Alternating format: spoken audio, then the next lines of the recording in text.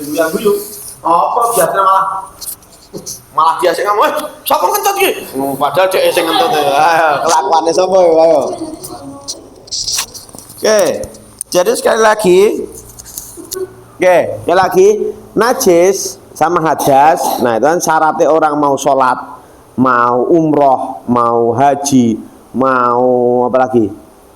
Mau iktikaf di masjid, ya, atau misalnya mau ya syaratnya mau beribadah itu suci dari dua hal, suci dari najis dan dari hadas. Najis itu fisik kelihatan bentuknya yang kemarin kita bahas. Hadas itu kotoran yang bersifat spiritual, bersifat batiniah.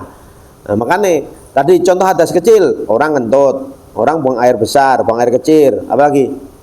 Coba kan batal wudhunya ketika apa? Bersentuhan dengan lawan jenis yang bukan muhrimnya. Coba, ketika kalian habis bersentuhan nih, baru wudhu, kesenggol, dul, senggol mau kamu ya? Batal apa enggak ya? Ayo, nah di madzhab Imam Syafi'i nyenggol kan batal, walaupun entah sengaja nggak sengaja batal, bahkan ke istrinya sendiri batal. Pertanyaannya, barikat demoknya apa yang terjadi dengan kalian? Hah? Enggak, misalnya bar senggolan sama cewek nih, habis wudhu tau selesai, terus disenggol, misalnya ya senggolnya bukan karena apa ya, cuma karena misalnya neng bis pun apa senggol dulu, apa yang terjadi? Apakah terus dia menyenggolku?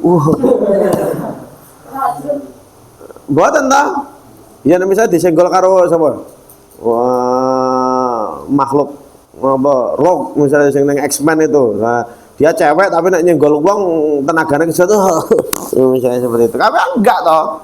Ketika kesenggol cewek apa yang terjadi dengan kita? Secara fisik enggak ada. Ampuh nek yang terjadi dengan didit murah itu ya. Tapi secara umum, secara fisik tuh enggak ada yang terjadi. Misalnya gatal baru kukur-kukur didite, batal, kita juga berhadas. Tapi apa yang terjadi setelah kita kukur-kukur? Enggak ada toh. Yang anehnya lagi pertanyaannya adalah, lo yang kentut bokongmu, kenapa yang dipuduni raine? Pernah mikir seperti itu enggak kalian? Ayo. Bar wudu ki kentut dut, aduh. Wah, ngentut aku dilapi. Ya enggak toh. Ketika kita kentut, ketika nyenggol cewek, ya sing diusap enggak cuma itu tok toh. Yang diwudhui tetap bagian yang di ini yang jadi rukun wudhunya. Kenapa? Sekali lagi, wudhu dan mandi besar itu sebenarnya kegiatan mensucikan roh kita dari apa? Dari dosa. Kenapa? Nih, kita kan nanti akan bahas. Nah, hal-hal yang membatalkan wudhu atau yang membuat kita berhadas kecil, ini biasanya hal-hal yang berhubungan dengan tanda kutip berhubungan dengan maksiat atau hal-hal yang kotor. Sedangkan hal-hal yang membuat kita mandi wajib biasanya hal-hal yang berhubungan dengan kehidupan. Kita bahas ya, coba. Yang pertama, kalau kita membahas tentang wudhu, kita membahas tentang wudhu, yang membatalkan wudhu itu apa saja? Satu, ini nih di kitab takrib, ya, di kitab takrib, fardunya wudhu, fardunya dulu. Fardunya wudhu ada berapa? Abid, fardu wudhu ada berapa, Abid? Kenapa mau 6? Niat, kumur-kumur, nah, terus muka, tangan, rambut, kuping, dari 6. Terus apa lagi? Sikile enggak? 6 apa mana ya? Jadi 6 apa dan? Fardu itu yang wajib. Artinya kalau 6 ini dilakukan, yang lain nggak dilakukan nggak apa-apa. Yang wajib 6 ini. 6 ini yang 2 sifatnya nggak fisik, yang fisik itu cuma 4 tok. Ayo, apa aja? 1, muka, tangan, terus apa? Nggak pakai niat. Apa yang pertama dan? Niat. 2,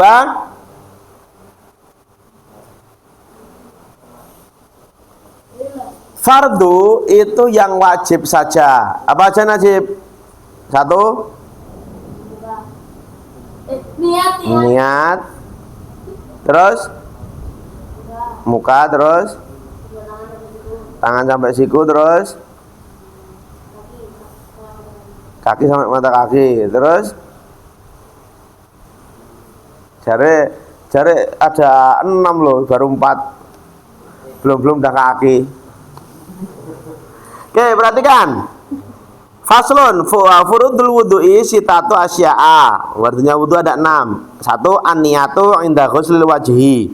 Yang pertama niat. Kalau menurut ini Imam Abu Suja, menurut pengarangnya takrib, itu niatnya itu dibaca ketika basuh wajah. Kalau mau sebelumnya juga nggak apa-apa. Nawaitul wudu'a li rafa'il hadatsil asghari ta'ala. Misalnya nggak pakai bahasa Arab nih, pakai bahasa Indonesia, boleh Pak Madan? Bahasa Inggris boleh Pak Madan? Boleh. Boleh. Di batin pun sebenarnya boleh. Yang penting tuh ada niat. Gini loh. I intended to do ritual ablution only for Allah Ta'ala. Misalnya. Nah, boleh. Watashiwa. Wuduo. Shitai. Ara dake. Tameni des. Misalnya. Pakai bahasa Jepang. Silakan. Pakai bahasa Jawa. Ya Allah. Niat lagi wudu. Ngilangi atas alit namung kangge jenengan Lillahi ta'ala itu boleh aja nggih di batin ya boleh sing penting niat. Kayak gini ada wudu sing ra niat, contohnya gimana wudu ra niat, boten ngoten maksudnya boten kok ra niat wudune bukan niat di sini ki niat ki intention, niat itu pingin melakukan itu bukan kok ara niat le wudu, boten niku, boten. Nek niku bukan ra niat, iku ra tenanan le wudu, bukan ra niat. Itu istilah mawon. Jadi gini. Misalnya, Zidan habis dari apa? Dari asrama mau menuju ke musola, hujan terus. Wah, hujan terus nih. Wah, kehujanan. Mau wudu? Setelah kabeh wis langsung salat. Sah enggak? Kenapa enggak sah? Hah? Satu, karena enggak niat. Sekarang ini niat apa? Misalnya ada orang jalan dari sana menuju ke sini. Tadi niat. Nah, betul wudu azhari lillahi ta'ala. Sing satu sing sidan kesuwen. Ana betul lillahi ta'ala langsung nyemplung kolam. Wah, jebul. Wis. Sah apa enggak? Bahasa semua itu. Sah apa enggak? Loh, kenapa enggak sah? Nah, ini ya. Jadi ada 6. Ada 6 ini tadi. Satu niat. Yang kedua ghusl wajhi, membasuh wajah. Yang ketiga ghuslul yadaini, membasuh tangan. Mal mirfaqo ini sampai siku. Terus wa mashubat ba'dir ra'si, mengusap, mashul mengusap sebagian kepala itu diusap, nggak dibasuh. Jadi nggak usah. Jadi ngusap itu bedanya gini, kalau basuh itu memang harus airnya banyak dan mengalir, jadi seret, airnya memang harus dialirkan seret. Tapi kalau ngusap, kinanya ini udah ngusap. Kalau di madhab Imam Hanafi itu, kalau nggak salah Imam Hambali ya, Imam Hambali atau Imam Malik itu malah minimal harus dibasuh separuh kepala. Jadi ba'di itu separuh. Tahu Imam Hanafi malah harus full. Nah, kalau Imam Syafi'i pikir rambut sah. Yang penting ada yang dibasuh. Nah, apalagi nek udah misalnya Pak Andri mau ngisi pengajian udah pakai udeng-udeng itu. Wes apik kok gitu. Duh, endi sing ngerti baca iki. Ini enggak apa-apa. Bahkan nggih, saya pernah dengar dulu, bahkan kalau misalnya udah rapet banget yang dibasuh sorbannya itu juga apa-apa, ada yang seperti itu. Soalnya ada di kondisi tertentu, ada yang ketika wudu sepatunya atau kaos kakinya nggak dicopot. Jadi kaos kakinya diusap, tangan diusap. Nah, dulu saya pernah banyak nemui ketika pas waktu di Jepang pas musim dingin, banyak yang ketika adem banget seperti itu, orang yang pakai kaos kaki nggak dicopot kaos kakinya, jadi cukup ini karena airnya dingin banget, jadi mereka wudu diusap kaos kakinya aja. Nah, ini di takrib ada pembahasannya tentang muzah. Nah, tapi syaratnya pas make itu harus dalam keadaan kakinya suci. Nah, dan juga berwudu pas waktu makainya. Itu nggak apa-apa. Nah, itu nanti akan ada pembahasannya. Intinya setelah tadi mengusap sebagian kepala terus membasuh kaki ilal ka'bain sampai mata kaki. Lah ini sing dihati-hati nggih nek basuh kaki niku. Kenapa kok di kita ada kobokan untuk mengcover. Nah, kalian wijik angel roto celupke itu malah nggak apa-apa. Itu malah udah lebih dari 2 kulah itu soalnya. Sikile mbok celupke niku sah. Ya. Makanya jangan dilompati, malah dilompati kobokane lho. Itu tuh tujuannya ben napa setiap orang yang mau masuk ke musola iki kakinya dalam keadaan suci malah dilompati. Oh, tambah tak jebar gimana ya, Sok? Nanti hati lompati. Kadang 24 niku lewat taman niku to. Wah, sok tamane tak kei belinge ngono. Ben gak dol melompat. Ya maksudnya tujuan itu biar dicelup kakinya biar mau masuk ke musola itu semua dalam keadaan kakinya suci, malah dilompati. Ya enggak situ suci lah. Tujuan itu. Dah, yang terakhir adalah tertib. Tertib itu artinya urut. Nah, makanya tadi gini. Misalnya ada kasus nih. Ada kasus ada yang ketiduran apa digugah sahur. Sahur. Yang paling susah digugah siapa ini? Hah? Coba Zidan digugah angel ada sahur. Sahur jamaah loh. Terus diwuduni ro kancane. Mas, wudu kayak karek salat. Tangannya diwuduni wis kakike. Ayo. Sah enggak salatnya? Sah apa enggak? Kenapa enggak sah? Nah, dia urut, tertib, tapi enggak niat. Sama, misalnya ada nih. Wah, entah yo nek tadi kan karena kehujanan basah semua. Itu enggak tertib, ya. Misalnya dari awal udah niat nih. Wah, jalan dari musola apa dari asrama menuju hujan. Wah, kenal terwudu begitu masuk langsung sholat. Sah apa enggak? Sah. Ya asal memang dibasahi semua urut, ya. Yang enggak boleh adalah ketika tadi langsung nyemplung utawa udah basah semua. Allahu Akbar. Nah, itu enggak sah. Kenapa? Enggak niat. Nah, satu lagi catatan. Ini tadi yang wudu fardunya. Artinya apa? Ketika kalian misalnya airnya terbatas, kayak kemarin saya sampaikan misalnya kasusnya kalian ada di pucuk gunung atau kalian ada di, saya dulu pas waktu di Jepang sama Bu Fafa tuh sering banget kita ikut acara, ya. Kita ikut acara atau kita berpergian kemana nggak ada musola, ya, nggak ada musola. Atau dulu pernah ikut Hanabi ki apa pesta kembang api itu loh. Wah, itu kan kalau udah masuk di dalam itu juga bisa keluar. Ya udah, kita wudunya pakai apa? Air minum. Ya beli air minum di vending machine gitu, aqua 1 botol buat wudu. Ya gimana ceritanya ya harus cukup. Nanti ya dicur wajah. Tadi sing wajib-wajib saja cur tangan. 1 kali aja. Enggak usah 3 kali koyo sampean wudu ning kene. Oh, iku sak botol cuma rai tok. Jadi sedikit aja sujud. Karena darurat. Tangan, cur lagi, tangan lagi, cur lagi, bagian kepala cur lagi, kaki diusap. Set.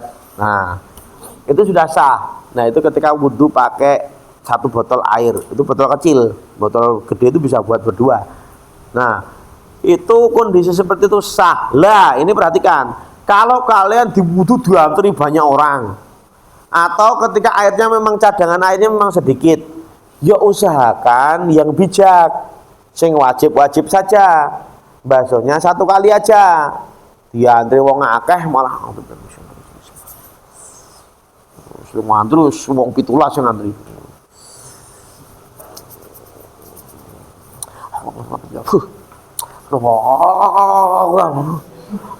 Sing nang mburi wis ngomong antri wis meh komat.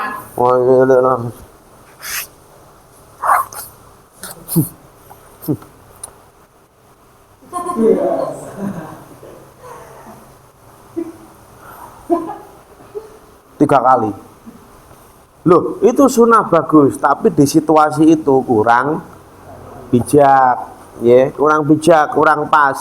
Sama seperti kalian sholat yang pom bensin, Sing ngantri wong akeh. Allah. Allah.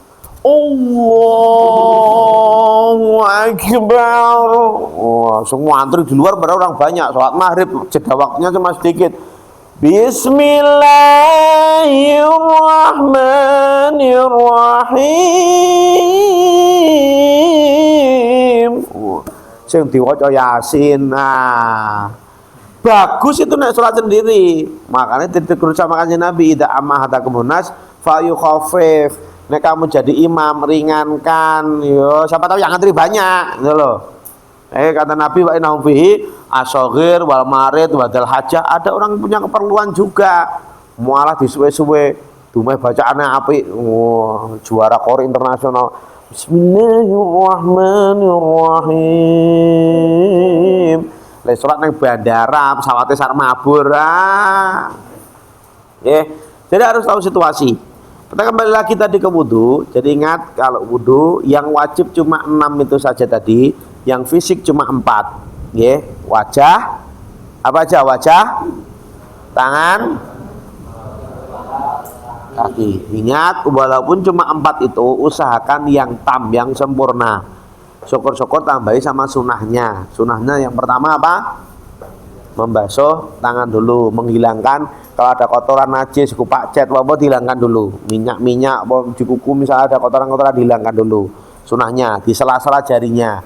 Terus kumur-kumur, kumur-kumur. Habis kumur-kumur,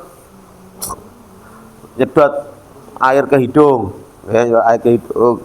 Terus apa lagi? Kalau misalnya basuh wajah, diusahakan kalau punya jenggot. Siapa yang punya jenggot ini? Jenggotnya pandel, awan apa jenggot Iron Man. Nah, misalnya jenggotnya kayak Thor itu, jenggotnya riwuk-riwuk sampai dikepang gitu. Nah, itu sunahnya dibasuh di sela-sela, jadi jenggotnya digini-gini. Supaya kalau misalnya ada yang nutupi bagian sini, airnya bisa masuk. Yang wajib kebasuh kan sebenarnya wajahnya. Tapi kalau wajahnya misalnya kumisnya kayak Hitler, kumisnya ini, ya itu sunah di sela-sela nih. Kalau misalnya tebel, jadi jangan sampai ternyata wudhunya cuma beng. Ternyata itu nggak nyentuh ke kulit. Jadi misalnya di sela-sela nih, disunahkan di sela-sela nih juga. Terus sunahkan juga untuk kepala itu dibasuh full semuanya. Jadi kalau wudhu itu sebenarnya disunahkan menutup kepalanya dicopot, makanya disediakan apa? Centelan. Jadi kalau mau membasuh kepala itu disunahkan semuanya gini. Nah, gitu loh. Udah, terus telinga itu juga sunah. Sunah telinga. Terus ini disunahkan juga ini kalau bisa pas wudhu jangan ngobrol, makruh. Wudhu mau pi mau. Juga lah mana? Wudhu toh. Wah, nggak bener itu. Jadi kalau bisa, kalau pas wudhu itu jangan sambil ngobrol, walaupun itu tidak membatalkan wudhu nih, tapi itu makruh, nggak bagus.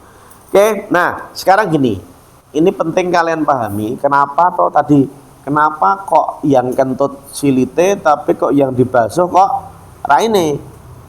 Kenapa Nat? Karena tadi yang kita sucikan di ruh kita. Kita membersihkan najis, misalnya kupak telek, sikile kupak telek, kita wijik. Baju kita misalnya kotor, kita bersihkan. Tempatnya misalnya kotor, kita kasih sajadah. Itu kita bersih secara fisik. Tapi kita mau ketemu Gusti Allah, itu kita harus bersih secara batinnya. Satu, ketika mau wudhu, malah gambar. Ketika mau wudhu, ketika wudhu itu kan kita mensucikan diri kita dari dosa. Kenapa? Ketika kita wudhu yang dibasuh kan alat-alat kita yang biasa dipakai untuk dosa toh. Satu, tangan. Kumur-kumur, sing tukang ngrasani, tukang miso-miso, tukang gede abrus. Nah, disucikan mulutnya. Sumber dosa kita, wajah. Wajah apa maksudnya? Mata kita sing biasa ndelokke barang-barang sing bukan hak kita dibasuh. Tangan yang biasa buat kalian buat miso-miso nang internet, tanganmu sing dosa, sing buat nyamplaki koncone, sing buat tuh gorengan 5 bayarnya 3, kebacut tuh. Lah itu pokoknya hal-hal yang bisa membuat kita kotor secara batin kita. Kepala ini pikiran-pikiran ngeres, pikiran-pikiran seudon, pikiran-pikiran sing ra jelas. Nah, itu kita bersihkan. Makanya disunahkan dibasuh semuanya. Ben pikiran ini bersih.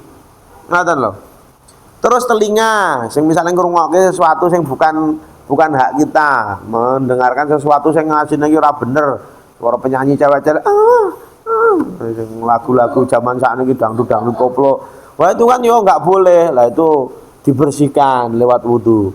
Kaki yang kita pakai untuk berjalan menuju ke tempat sing ya bukan sebenarnya malah wayahe bengi kon tadarus malah jajan metu nglayap. Kan dosa.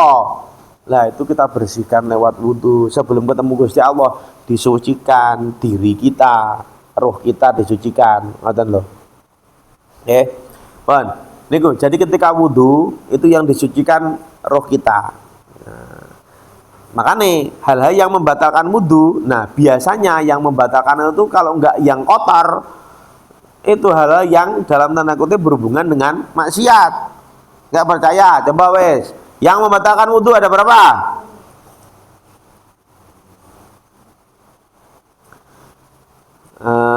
Yang membatalkan wudu. Alladzi yungqidul wudu. Nah, sitatu asya'a. Satu, ma kharaja minas sabilaini. Yang pertama yang membatalkan wudu adalah yang keluar dari dua jalan, depan belakang. Itu mesti kotor semua tuh itu. Ya enggak sapa metu akeh. Ora ono to. Oh, sing metune emas kan yo enggak ono. Jadi mesti barang kotor yang keluar itu. Terus yang kedua, wa naumu ala ghairi hayatil mutamakin. Jadi tidur ini perhatikan nggih. Nek di mazhab Imam Syafi'i tidur itu harus dalam keadaan duduk. Kalian duduk sila boleh. Jadi duduk ini bener-bener bokong kalian ki madhep ning bumi dan ya bolongane silite kalian ki terhimpit. Jadi cara ngentut ki enggak krasa. Ya nek misale ngene sila kok sing ngentut ya kebacut tuh. Kelape bocor berarti. Nah, iso mumbul dul. Ya, tapi kan yo enggak toh. Jadi itu supaya menghalau kita enggak kentut. Nah, termasuk orang yang tidur itu kan hilang akal. Nah, tapi menurut mazhab Imam Syafi'i, walaupun menurut mazhab yang lain, saya kemarin pas waktu ke Madinah itu, wah kan jam 3, jam 2, jam 3 wis do rebutan menuju ke depan Raudhah. Di depan Raudhah di Masjid Lama itu wis banyak sing antri di situ. Tidur dia situ, gelar sajadang lekar tidur. Wah berallah berkomat langsung berdiri. Lah, ra wudu wong iki. Ya menurut mazhab lain mungkin enggak batal gitu nggih. Ayo menurut mazhab kita, ya itu batal. Tidur itu batal. Terus wa zawalu akli. Nah, hilang akal. Hilang akal itu bisa karena ayan, bisa epilepsi, bisa edan. Kumat edane, tiba-tiba I'm Batman. Terus tiba-tiba ngaku-ngaku, wah aku ki ning kene sing bau reksa kene. Wah, kesurupan barang. Wah, hilang akalnya itu batal, nggih. Karena dia kehilangan siapa dirinya. Ngoten lho. Termasuk wong epilepsi atau orang ayan. Tahu bedanya epilepsi sama ayan? Itu kan kalau epilepsi itu terjadi cuma sebentar, enggak lama. Epilepsi itu cuma udah. Biasanya seperti itu. Loh enggak apa-apa, ini beneran epilepsi itu kelainan. Jadi biasanya gawan lahir. Kalian ketemu wong epilepsi, ya tenang saja, enggak usah wedi, enggak usah, jangan kalian jauhi. Itu biasa. Ya dulu cah pondok di anu tuh ada yang epilepsi namanya Kang Rizal Bawi, ya enggak apa-apa. Kadang-kadang kita lagi mainan, lagi ngopel-ngopel, lagi mainan, tiba-tiba dia ya kan pas kumat ngono Gus Imin langsung melayu biar langsung. Nah, saya tenang kayak bro, nanti bro. Ya apa habis itu dia ngeblank sebentar terus dolanan mana ya. Lo enggak apa-apa. Itu epilepsi itu memang kelainan. Nah, terus ada lagi ayan. Lah kalau ayan lebih ekstrim.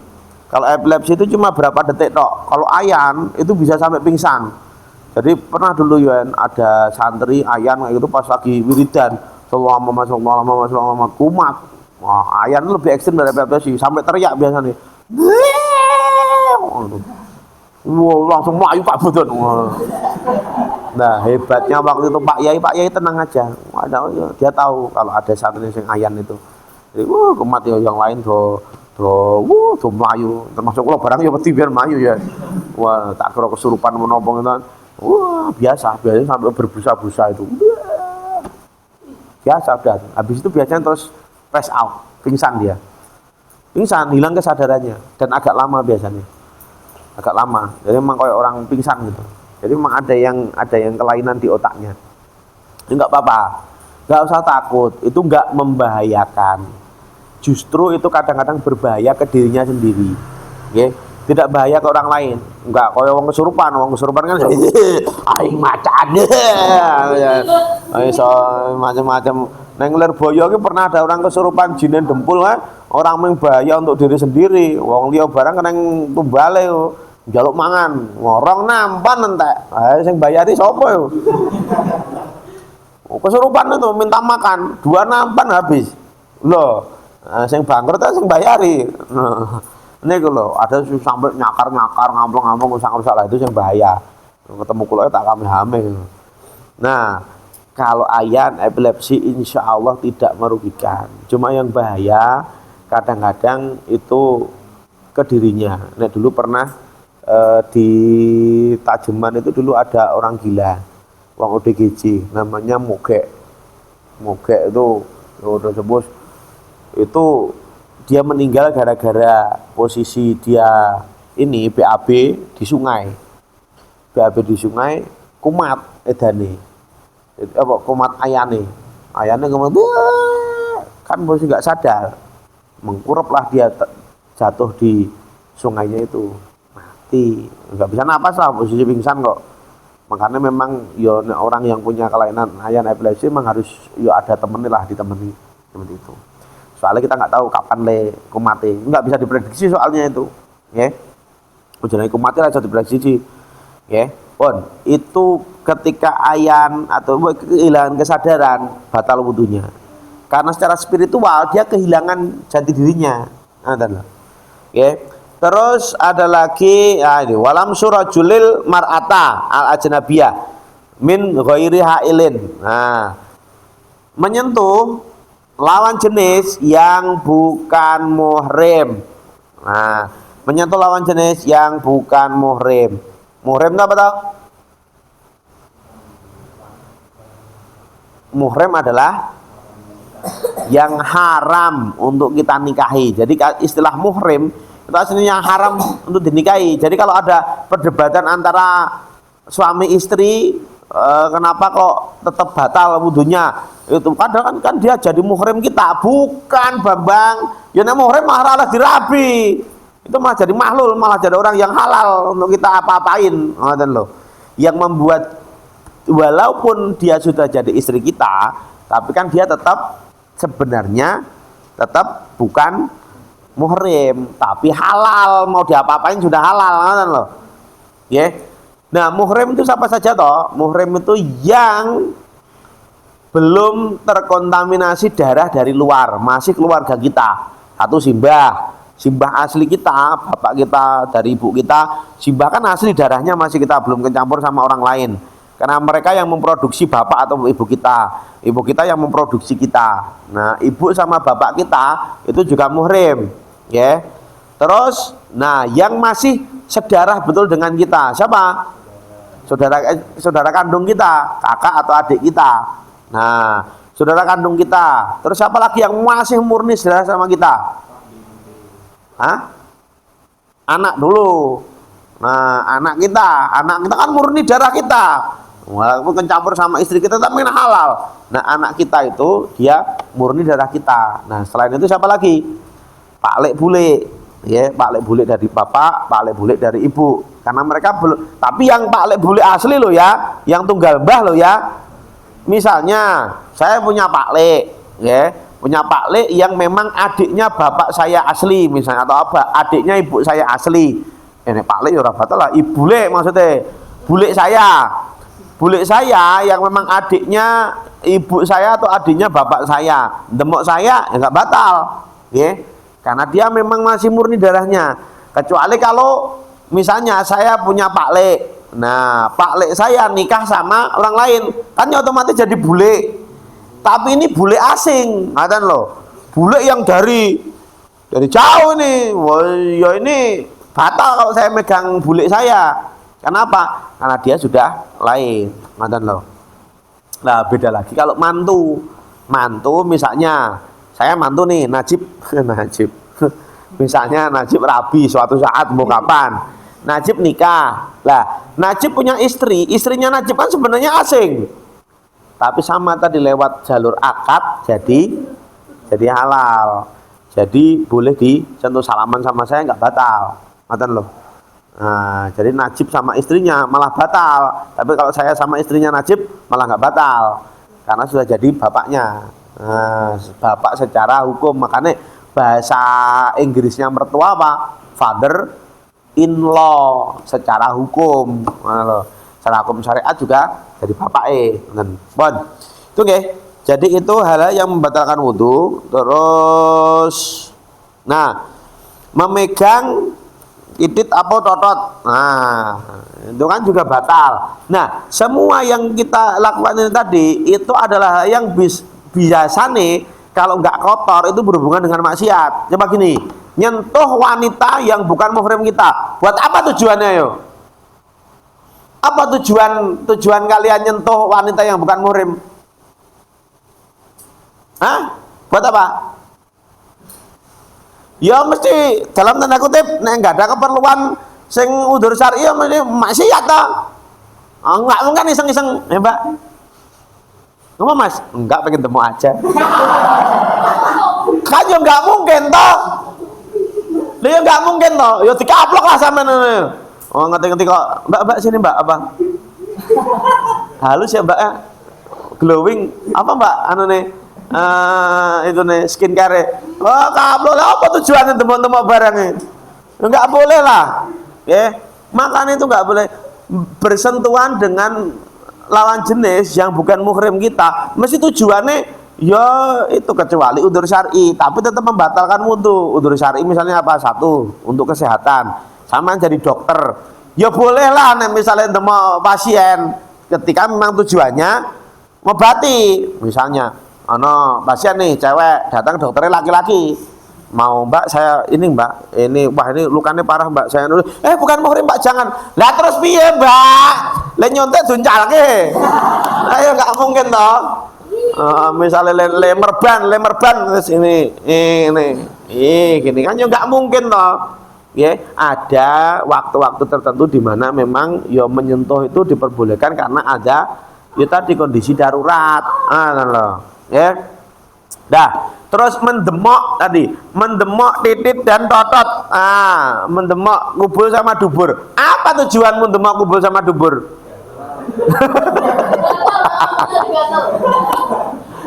Ya itu darurat lah. Satu, ketika gatel. Dua, ketika misalnya nyeboi, nakip pipis, kalian ceboi, mau ceboi, batal, ya, batal. Tapi selain itu. Buat apa yo? Megang titit buat apa kalian? Enggak sedang pipis, enggak sedang cebok, tiba-tiba yo iseng aja. Ya mungkin lah. Oke? Jadi itu sesuatu yang biasanya berhubungan dengan maksiat, ngoten loh. Kalau enggak maksiat sesuatu yang kotor, makanya yang batal. Nah, ada pertanyaan bagus. Misalnya gatel, udah wudu nih, udah wudu. Gatel tuh gatel loh. Aduh, tapi wis wudu terus ngukur deh. Karena terus yang ngukur ke koncone. Coba yang batal yang ngukur apa yang dikukur? Nah, yang batal yang ngukur. Yang dikukur nggak batal. Ya, jadi misalnya lo entah gimana carane ceritane piye kok nggak sengaja demok titik kok nggak sengaja. Misalnya lo nggak sengaja demok yo misalnya karena lending-lending ini nggak ngerti koncone lagi kukur-kukur buka melebu juga apa yang mau kita demok itu yang demok yang batal, yang didemok nggak batal ya itu. Makanya tentang laki-laki sama perempuan itu ya ada beberapa, kalau nggak salah nggih, ada beberapa madzhab yang mengatakan ya nek ra sengaja nggak batal. Nah, itu juga yang dipakai ketika haji dan umroh. Ketika haji dan umroh itu ya ada beberapa madzhab yang menyebutkan ya yang membatalkan ini nek sampai bersenggama atau sampai bermesraan. Nek cuma tawaf terus bersenggol-senggolan itu nggak batal. Ada yang berpendapat seperti itu. Soalnya memang susah jaga kesucian pas waktu di Masjidil Haram itu, apalagi pas tawaf. Lah wong dia itu orang kaos kaki ya. Kayak mereka kan roknya kadang ya segini. Wah, bajunya juga kadang-kadang apa tangannya itu segini. Jadi nggak tertutup rapat. Oh, mereka yo dosel-dosel itu mesti, kita padahal pakai kain ihram kan serba terbuka. Ya mesti kesenggol. Kadang nyaduk-nyaduk sikil barang, ngidak-ngidak sikil barang. Ya nek menurut madzhab Imam Syafi'i ya itu batal. Nah, tapi nek dengan keadaan darurat, yang penting nggak disengaja. Nah, itu ada beberapa madzhab yang mengatakan itu nggak batal. Jadi batal itu ketika disengaja ada syahwat atau sampai memang bermesraan. Nah, itu baru batal. Oke. Oke, itu tentang wudu. Besok akan kita praktekkan, nggih. Jadi materi tentang hari ini itu dulu. Besok akan kita praktekkan, nanti praktek semuanya praktek, nanti akan dinilai sama bapak-bapak pengurus, nanti akan dicek kalian wudunya sudah benar atau belum. Saya tak lihat kemarin beberapa ada yang wudunya ternyata basuh tangan ratakan. Ingat, ada wudu memang ada dua macam. Ini perhatikan betul ke. Wudu ada dua macam. Wudu yang tam, yang sempurna, sama yang khaf, wudu yang ringan. Nabi memang pernah wudu ringan. Ketika beliau sedang bepergian, beliau batal, habis pipis, terus beliau wudu cuma sebentar dok, cuma gini dok. Memang wudunya nggak sempurna. Ditanya sama sahabat, loh Nabi apakah mau sholat? Oh enggak, ini wudu karena mau bepergian. Jadi memang Nabi berusaha menjaga suci. Lah, yang wudu seperti ini boleh ketika tidak untuk sholat. Tapi kalau mau dipakai untuk sholat, lah usahakan wudunya yang tam, yang sempurna. Lah untuk baca Quran atau untuk itikaf atau untuk jalan mau pergi supaya kita tenang, lah itu pakai wudu yang khaf nggak apa-apa. Wudu yang memang ya wudu ringan. Jadi cuma misalnya ini amalan dari Pak Yai, kalian prakteknya, mbok catat, mbok tulis ini. Nek kalian pengen hajat-hajatnya digampangke, cita-citanya pengen gampang terkabul, dulu dari Mbah Yasin ke Pak Yai, Mbah Tarom ke saya, ini tak ijazahkan ke kalian. Jadi kalau kalian pengen doane gampang makbul, dimudahkan urusannya, kata Pak Yai dulu, minimal bisa menjaga wudhu 3 tahun. Waduh, maksudnya apa? Itu tadi, karena kalau habis mandi, usahakan wudhu. Misalnya kentut, sampai sekolahan pakai sepatu, ya nggak apa-apa, wudhu yang khaf tadi. Nah, misalnya Pak Awan lagi kuliah nih, ngentut, aduh batal, ya udah diwastafel aja nggak apa-apa. Sini, diniati wudhu, nggak sampai siku nggak apa-apa, kepala dikit terus pas bagian kaki sepatunya yang diusap nggak apa-apa. Nah itu diniati wudhu khaf tadi, diniatkan kita menjaga kesucian. Soalnya kan yang sekali lagi yang dibasuh roh kita sebenarnya, yang disucikan roh kita. Kalian bisa menjaga itu 3 tahun, insya Allah, ya. Karena orang yang berwudu itu doanya lebih makbul, yang melakukan apapun juga pahalanya dilipat gandakan. Oke. Nanti besok kita praktekkan wudu yang sempurna, karena yang kita pakai biasanya untuk sholat. Oke. Oke, ini kemauan. Mohon maaf. Assalamualaikum warahmatullahi wabarakatuh.